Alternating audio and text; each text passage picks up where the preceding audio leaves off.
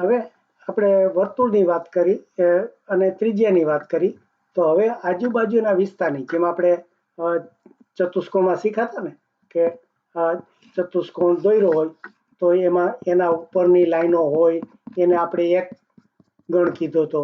પછી એની અંદરના જે બિંદુ હોય અંદરના એનો એક અંદરનો ભાગ કીધો હતો.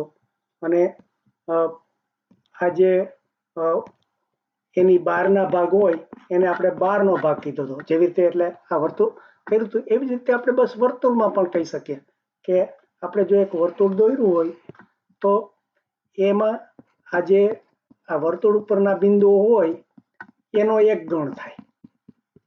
એટલે અને આ અંદરના જે બધા બિંદુઓ હોય એનો બીજો ગણ થાય, બધા જ એની અંદર આવતા હોય.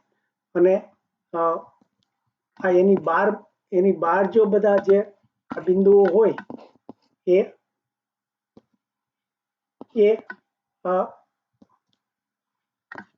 એનો બહારનો ગણ થાય. એટલે આવી રીતે આખા વિસ્તારને 3 ભાગમાં વહેંચી દીધો. વર્તુળ ઉપરની બિંદુ, વર્તુળની અંદરના બિંદુ અને વર્તુળની બહારના બિંદુ.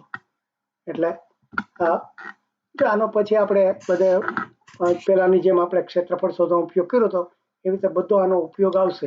એટલે આપણે આ 3 વસ્તુ કે વર્તુળનો અંદરનો ભાગ એટલે શું, તો કે વર્તુળની ત્રિજ્યા કરતા ઓછા અંતરે આવેલા વર્તુળના સમતલના બિંદુઓના ગણને વર્તુળનો અંદર ભાગ કહે. એટલે જો એ એક વસ્તુ કે સમતલના બિંદુ એટલે કે બધી એક જ સપાટી આવ્યા એ વારંવાર કેવું પડે. ત્રિજ્યા કરતા ઓછા અંતરે એટલે વર્તુળના કેન્દ્રથી ત્રિજ્યા કરતા ઓછા અંતરે, એટલે આ ત્રિજ્યા દોરો તો તમે અહીંયા વર્તુળ ઉપર આવી જાય.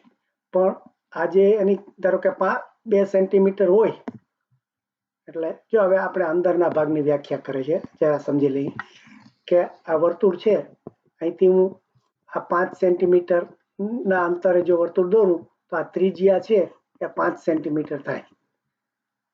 5 સેન્ટીમીટર. તો હવે 5 સેન્ટીમીટર કરતા નાના અંતરે જે આવેલા, એટલે કે આ 1 સેન્ટીમીટર હોય કે 2 સેન્ટીમીટર હોય, 3 સેન્ટીમીટર, 4 સેન્ટીમીટર, આ બધા જ બીજા બિંદુઓ જે હોય એ r કરતા નાના હોય. અંદરનું બિંદુ છે આને હું I1 કહું તો I1 છે એનું જો રેખાખંડ તમે દોરો સર્કલથી તો એ 5 કરતા નાનું થવું જોઈએ.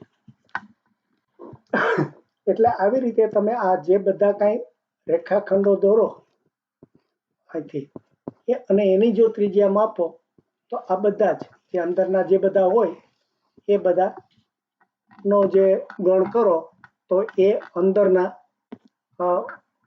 કે વર્તુળનો અંદરનો ભાગ થયો. વર્તુળના કેન્દ્રથી ત્રિજ્યા કરતા સમતલ ગણને વર્તુળનો અંદરનો ભાગ કહે. પછી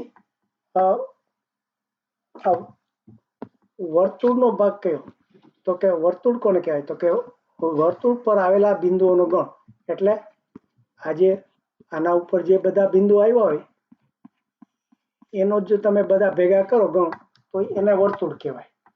અને પછી આ ત્રીજું કે વર્તુળનો બહારનો ભાગ, એટલે કે વર્તુળની સમતલના વર્તુળના કેન્દ્ર ત્રિજ્યા કરતા વધારે અંતર, એટલે અહીંયા ત્રિજ્યા થઈ અને એના કરતા વધારે અંતરે, એટલે અહીંયા બીજે ગમે ત્યાં આનાથી દૂર જે બધા જે બિંદુઓ આવ્યા હોય એ બધો એનો બહારનો ભાગ એ વર્તુળનો બહિર્ભાગ કહે છે.